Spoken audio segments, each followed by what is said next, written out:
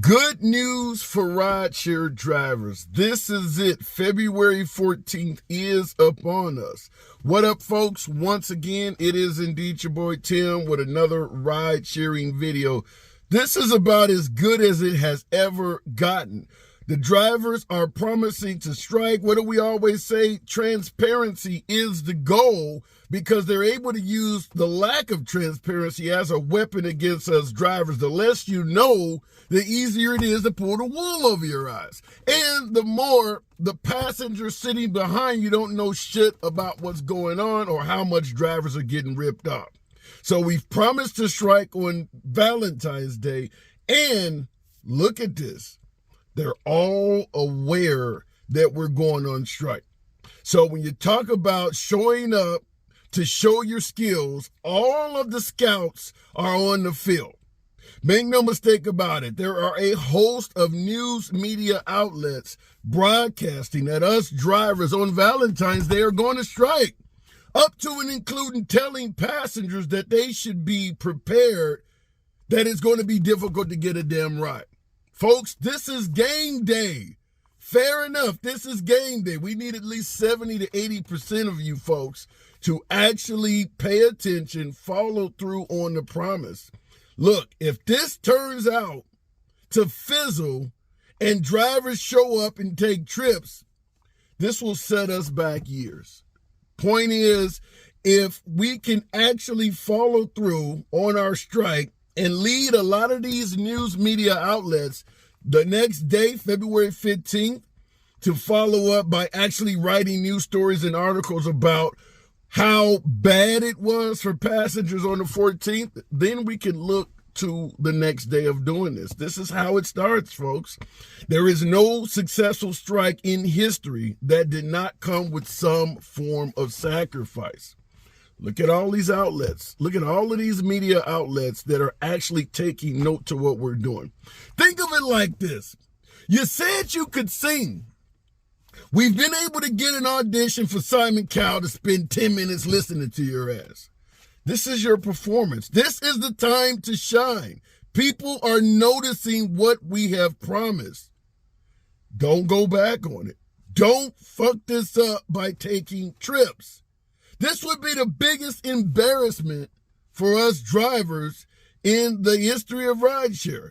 If we got all of these media outlets willing to take note and pay attention, and we spend that day ushering passengers around as if nothing has happened.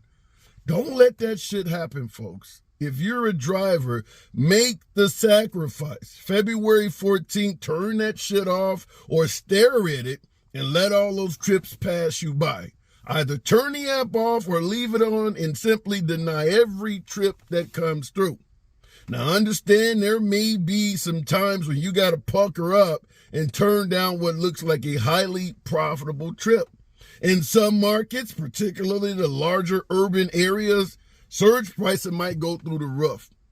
Don't bend over and take it, because if you fuck this up, the news outlets are going to report that our promise of going on strike on Valentine's Day turned out to be a whole lot of nothing. Don't throw that away for a couple $100 you can make on Valentine's Day.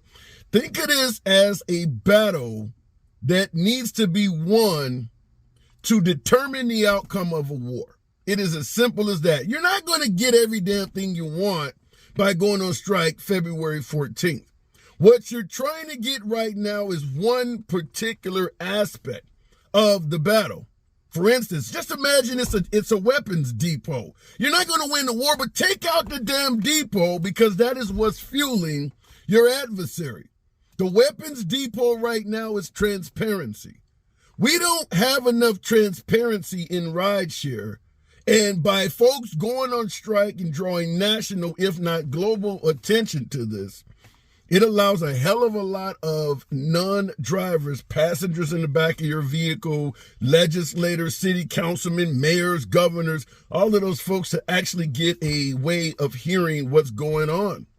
So we're opening up the door to gain a hell of a lot in transparency. We can do a lot on this one day in terms of making rideshare more transparent. Make sure these articles go out and state that we went on strike because of this stuff. Notice I'm using past tense. We went on strike February 14th because of the lack of transparency.